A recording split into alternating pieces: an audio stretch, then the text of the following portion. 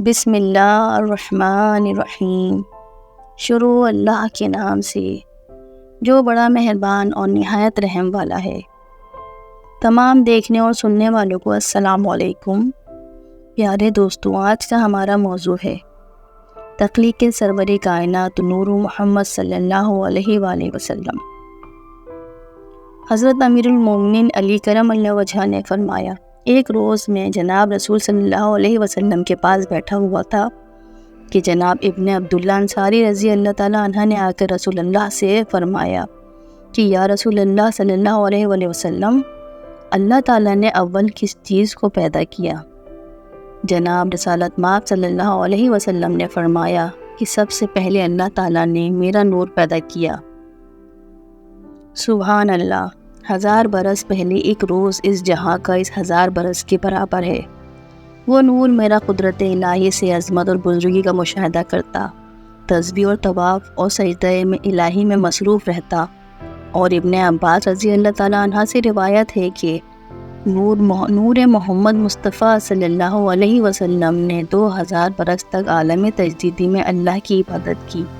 پھر حق تعالیٰ نے اس نور کے چار قسم کر کے ایک قسم سے عرش کو پیدا کیا، دوسری قسم سے قلم کو، اور تیسری قسم سے بہشت کو، چوتھی قسم سے عالم ارواح اور ساری مخلوق کو تخلیق کیا، اور ان 4 میں سے 4 قسم نکال کر 3 قسموں سے عقل، شرم اور عشق پیدا کیا۔ آپ صلی اللہ علیہ وآلہ وسلم نے فرمایا، میں پیدا ہوا ہوں اللہ کے نور سے، اور ساری مخلوق کو میرے نور سے پیدا کیا گیا ہے۔ اس کے بعد اللہ رب العالمین کا حکم ہوا، قلم کو ساق عرش پر اول اس کلمے کو لکھ، لا الہ الا اللہ محمد رسول اللہ۔ ترجمہ، نہیں ہے کوئی معبود سوائے اللہ تعالیٰ کے، اور محمد مصطفیٰ صلی اللہ علیہ وآلہ وسلم اللہ کے آخری رسول ہیں۔ قلم نے 400 برس میں لا الہ الا اللہ تک لکھا۔ ایک روایت میں یوں ہے کہ قلم نے جو لا الہ الا اللہ تک لکھا تو عرض کی، یا رب العالمین، تیرے نام کے ساتھ یہ کس بزرگ کا نام ہے؟ بس جناب باری تعالیٰ سے آواز آئی، یہ نام میرے محبوب کا ہے، تو لکھ محمد رسول اللہ۔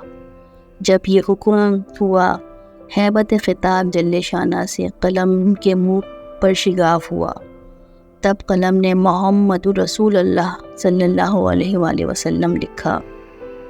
تبھی سے قلم کے منہ میں شگاف مسنون جاری ہوا اور قیامت تک رہے گا۔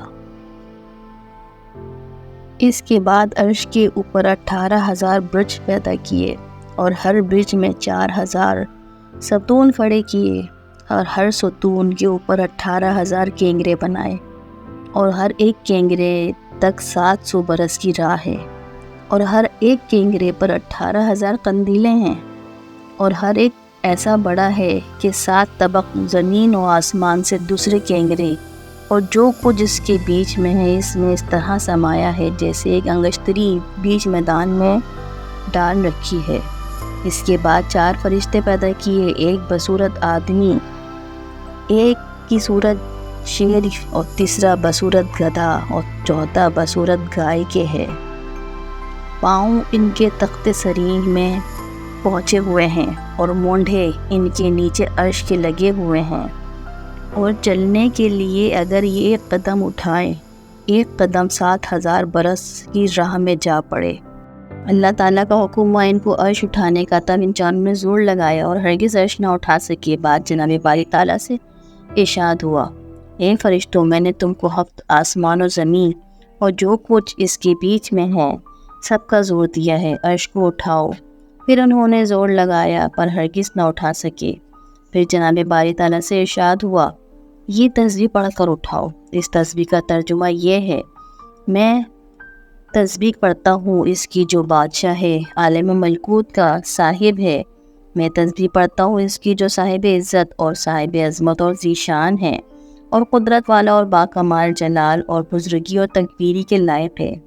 میں تسبیح پڑھتا ہوں اس بادشاہ زندہ کی جو نہیں سوتا نہیں مرتا، اور وہ طاہر ہے، وہ بہت پاک ہے ہمارا پروردگار، اور فرشتوں اور ارواحوں کا پروردگار ہے بے شک۔ جب انہوں نے یہ تسبیح پڑھی، اللہ کی قدرت سے عرش اٹھا لیا، سبحان اللہ۔ بعد اس کے عرش کے نیچے ایک دانہ مروارید پیدا ہوا، اس سے اللہ تعالیٰ نے لوح محفوظ بنایا۔ بلندی اس کی 700 برس کی راہ اور چوڑائی اس کی 300 برس کی راہ ہے، اور چاروں طرف یاقوت اور سرخ جڑے ہوئے ہیں۔ حکم ہوا علم کو لکھ، علم رب العالمین کے موجودات میں رب کے جتنی چیزیں کہ ذرہ ذرہ بیچ موجودات کے ہونے والی ہیں قیامت تک، پہلے لوح محفوظ پڑھ لکھ۔ ترجمہ: شروع کرتا ہوں اللہ کے نام سے جو نہایت مہربان، نہایت رحم والا ہے۔ میں ہوں پروردگار سب کا، نہیں ہے کوئی معبود مگر میں ہوں جو راضی ہے میری قضا پر، اور صابر ہے میری بلاؤں پر، اور شاکر ہے میری نعمتوں پر اور جو میں نے مقدر کی ہیں۔ بس شامل کروں گا میں اس کو صدیقوں میں، اور جو راضی نہ ہو میری قضا پر، اور صابر نہ ہو میرے بلاؤں پر، اور شاکر نہ ہو میری نعمتوں پر، لازم ہے اس سے کہ طلب کرے دوسرے رب کو سوائے میرے، اور نکل جا تخت و سما سے میرے۔ بعد اس کے لوح محفوظ خود بخود جنبش میں آیا اور کہا، مثل میرے ہستی میں کوئی نہیں، اس واسطے کہ علم خدائی مجھ پر لکھا گیا۔ پس جناب باری تعالیٰ کی طرف سے آواز آئی، مٹاتا ہے اللہ، ثابت رکھتا ہے جس کو چاہتا ہے، اور اسی کے پاس ہے اصل کتاب۔ خلاصہ یہ ہے کہ اللہ تعالیٰ نے جو چیزیں مقدر کی ہیں ہرگز اس میں تغیر و تبدیل نہیں ہوگی۔ 4 چیزیں: رزق، موت، سعادت اور ثقافت۔ یہ کہانی یہیں ختم نہیں ہوئی ہے، اس سے نیکسٹ پارٹ جاننے کے لیے ہم سے جڑے رہیں۔ اللہ تعالیٰ آپ سب کا حافظ و نگہبان۔ فی امان اللہ۔